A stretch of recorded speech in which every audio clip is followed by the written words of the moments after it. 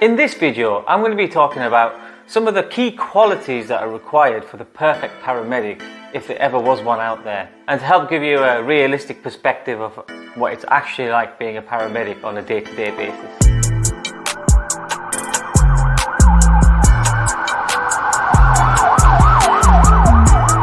Hello again, my name's Ayaz, I'm a paramedic. I've been practicing for pretty much 6 years now. If you guys have been following me and watching the rest of my videos, I'm sure you know me by now. Some of you might even recognise me from a TV programme called 999 on the Frontline, which features on a channel called More 4 in the UK. It's essentially a programme about paramedics within the West Midlands Ambulance Service. It follows a number of crews over a 12-hour period and watches exactly what happens in their shifts simultaneously.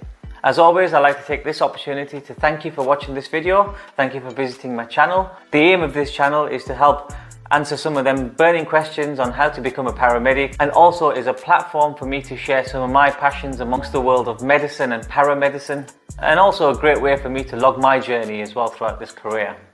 Now, the reason I make these videos is when I wanted to become a paramedic, I found it very difficult to actually get hold of some real actual knowledge on what it actually takes to be a paramedic, what individual qualities are required for somebody wanting to be a paramedic.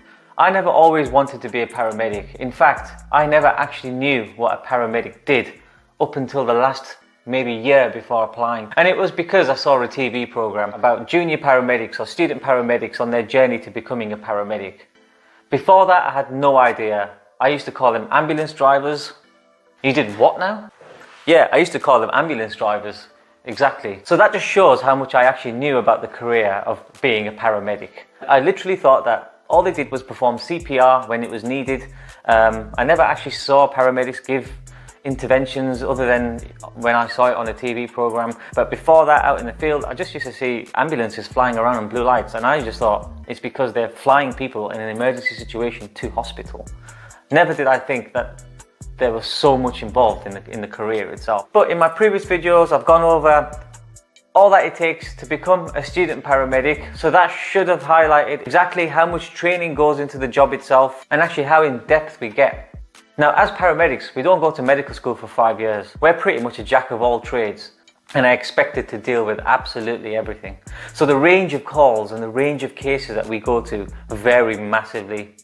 We could go to, oh my God, the worst scenario in the world. Someone has been shot in the face or stabbed or slashed up with a machete, hit by a moving vehicle, ran over by a lorry, fell from a 6th floor window, mauled by dogs, and may in fact have shook hands with the Grim Reaper himself.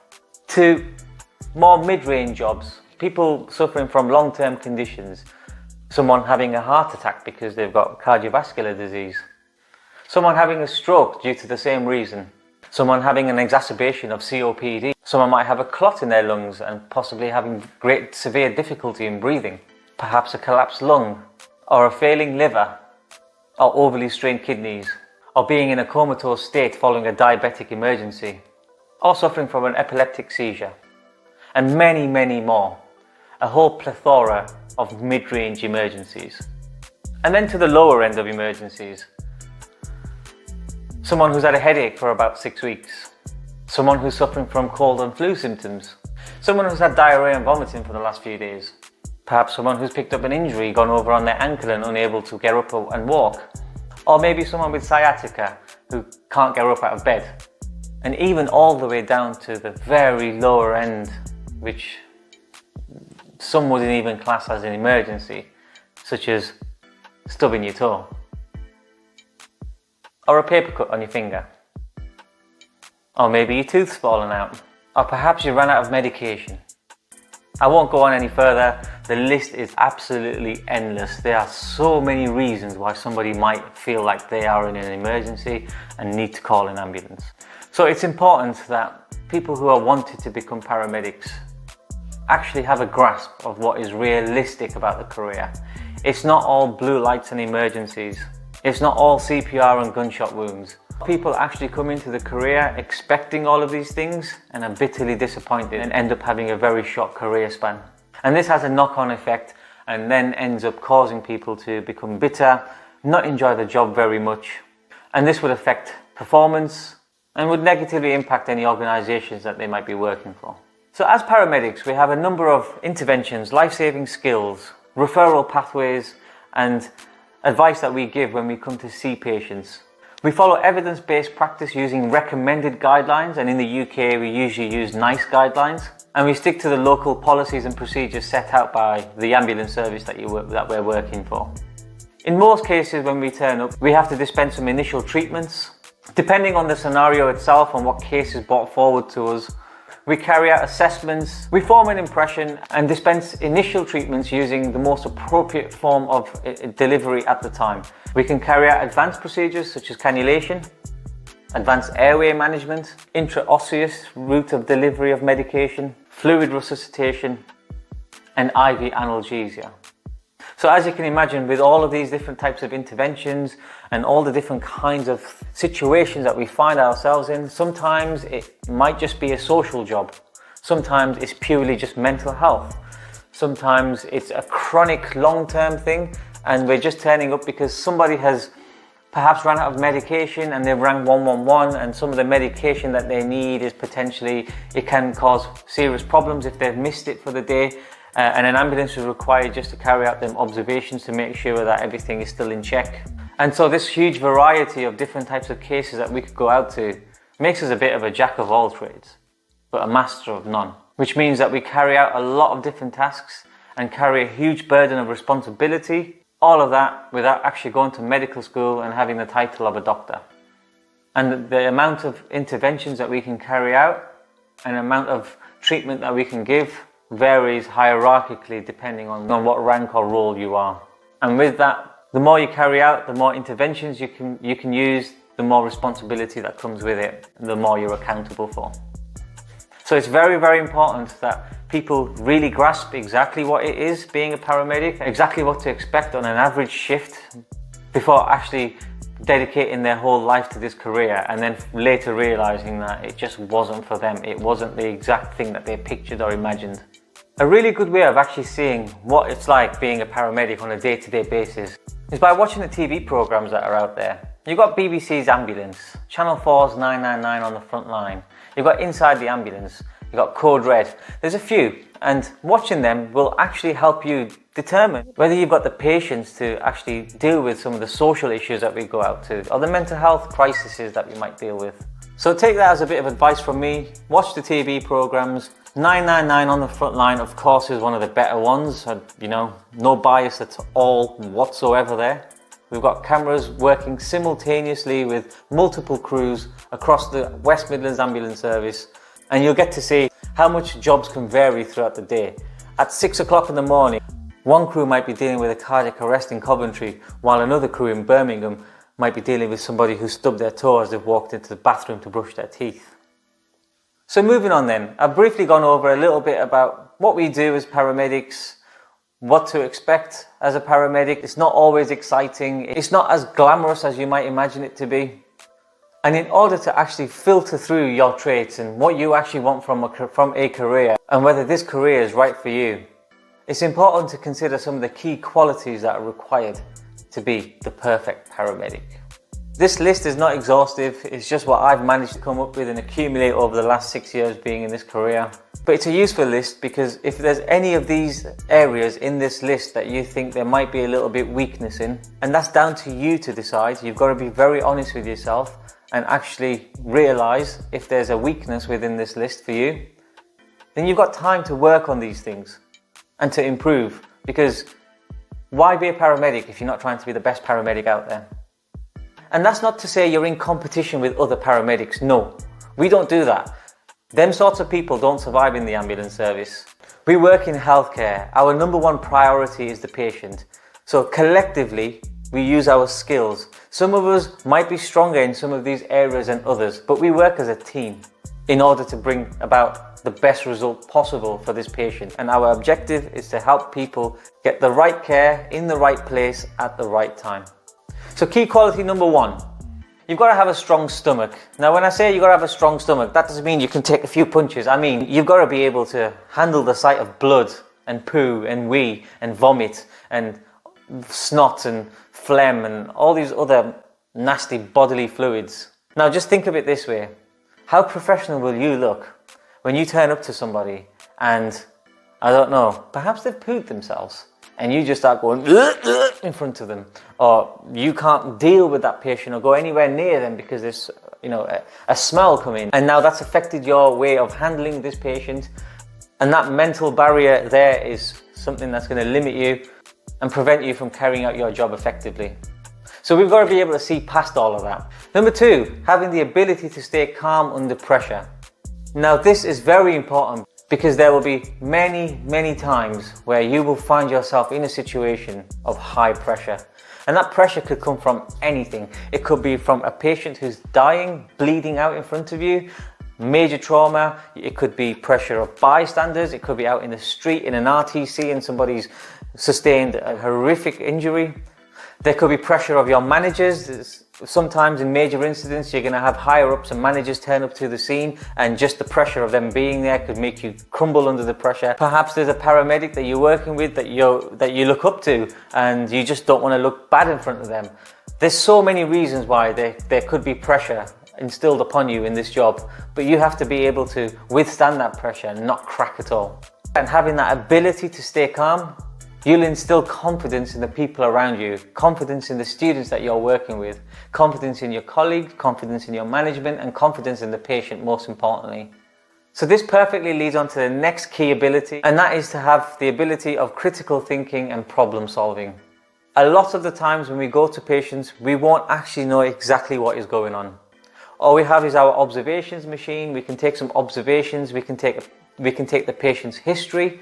Majority of diagnoses come from the patient's history itself, and from there we can have a rough idea of what's going on, but not every emergency is always the same. There's going to be times when you're presented with a new problem, or presented with a problem that requires thinking outside of the box in order for you to bring about the right care and the right treatment for this patient. So having that ability to remain calm, think critically, and be able to solve problems when they're presented to you is a key ability. Now this is something cognitive, this is something that can be trained. You also have to be somewhat physically fit, and you've got to be pretty strong as well, because a lot of our job involves lifting patients. Sometimes making a patient walk or a patient exerting themselves can exacerbate their condition. And the only way to get them out to the ambulance safely is by carrying them on a chair or on a stretcher, or any other type of extrication device. And it's probably a very good idea to start building some strength in your legs, your back, your core and your arms. Another key quality of being the perfect paramedic is having good communication skills. Much of the society these days is quite multicultural, and we have to have the skills to be able to communicate with patients of different backgrounds effectively in order to get them the right care, but also patients who have problems with sight or hearing or other disabilities that limit their communication. We have to come up with ways, thinking critically, going back to that point again, and problem solve a communication barrier so that we can provide the right level of care for this patient. Luckily, we live in a day and age we have the facilities such as Google Translate, and we're able to type in exactly what we want to say to a patient in their native tongue, and Google will actually speak it out for you. यकीनी बनाएं कि आप पसंद करें और subscribe करें. We have language line, so if we can't actually communicate, we're finding it difficult even using Google, we can contact Language Line, which is an external agency that we're able to contact through the ambulance service to be able to have conversations with patients on our behalf. And one of the key reasons ambulance services are actually bringing in people from different backgrounds into the ambulance service is because a lot of their demographic are people from different backgrounds. And so if they can bring in clinicians that speak their native tongue, such as myself, I can speak 5 languages. So that makes me 5 times better off than the average paramedic who only speaks 1 in them situations. I'm not expecting people to go out there and learn new languages, but just learning how to overcome language barriers and understanding how to overcome language barriers and alternative ways of communicating with people. Another very important skill to have is empathy and emotional intelligence. Now, unless you're a sociopath or a psychopath, there shouldn't be a reason why you can't improve your emotional intelligence. Sometimes all it takes is a little bit of practice. Having empathy in a career such as this is absolutely vital. At the end of the day, we're involved in healthcare. We're involved in the healthcare and the care of others. Now, without empathy, how are we actually able to carry out that job effectively? You're not going to be helping anybody. Empathy in a nutshell is the ability to understand and feel what somebody else is feeling. So it's something that sits on a spectrum. So unless you actually are inside somebody's head, inside somebody's body, you're not going to be able to feel the pain, the physical pain and emotion that they actually feel at the time. But as I say, it's something on a spectrum. So some people say this is the top point, some people can feel it up to around here, some people here, and some people down here. It will vary along this whole range. So the higher your degree of empathy, the more likely you are to feel what somebody else is feeling. So when we go to patients and they are having the absolute worst day of their life calling 999 in this emergency situation, even if you feel that this is the most ridiculous reason to call 999, it isn't for them. And so being able to understand what they're feeling and being able to share that emotion will help you understand and be able to give you the ability to use emotional intelligence and help calm that patient or help bring about some cure or ailment that patient needs at that moment in time. Emotional intelligence is also very important. Emotional intelligence is being aware or having the ability to control or understand what emotions you're feeling yourself and what somebody else is feeling as well. So empathy and emotional intelligence come hand in hand. There's a great saying that I once heard, and that was, if your emotional abilities aren't at hand, if you don't have self-awareness, if you don't have control over your own distressing emotions, if you can't empathize or have meaningful, effective relationships with others, then no matter how smart you are, you're not going to get very far. Now that quote that I once read, and I can't remember who the author of that quote is, but what I took from that quote is that it's one of the keys to life. So having emotional intelligence and empathy in this career is absolutely vital if you want to get far, because if you don't, and you can't feel what somebody else is feeling or able to share somebody else's emotions, then ultimately you're just going to lose patience with your patients. Patience with your patients. You're not going to be able to understand why they've called. You're just going to find all the bad in the situation and the most unhelpful things and actually defeat the purpose of actually being a paramedic and carrying out your job, or finding an alternative referral pathway for this patient and heading them in the right direction. And for all you know, you actually being that person that can connect with somebody, being able to sit with them and talk to them intelligently on an emotional level, everything you say is gospel to that person. That person will take your words and hold on to them with dear life. You might instill hope into somebody or faith. There are ways of improving this. Emotional intelligence is something that can be learned. It's a skill that can be harnessed, and I think 100% everybody should be always working on improving their emotional intelligence, because this ultimately fixes a lot of problems in the world. So that was my list of key skills or key attributes to being the perfect paramedic. And although the perfect paramedic does not exist, there's absolutely nothing wrong with you trying to be the best perfect paramedic that you possibly can be.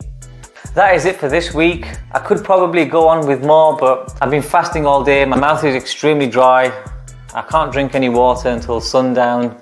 So I'm just going to leave it there. If there's any questions that anybody has, if there's any video ideas or any content that people want me to cover, please feel free to pop it in the comments. I'm also on Instagram. I'm going to leave my @ right now. If you go over to my Instagram, if you want any content covering or you want to ask me any questions, just direct message me on there. If you found any value in this content, make sure you press the like button, subscribe, notifications, you know the drill. As I say, this is just the start. I'm just getting through the motions. I'm only getting used to YouTube at the moment. It's an amazing platform for someone like me to be able to share some of the knowledge that I've gained, some of the experiences that I have, to be able to give back and provide that information and education for people who are also wanting to chase their dreams. This channel will be expanding. It won't just be entirely around the paramedic profession. I'm going to be doing a lot of personal development stuff. I'm going to be doing educational stuff. and I'm going to use it as a platform to outwardly reflect and just speak. So I really appreciate you guys for watching this, for supporting me and my channel. My name's Ayaz. I'll see you on the next one.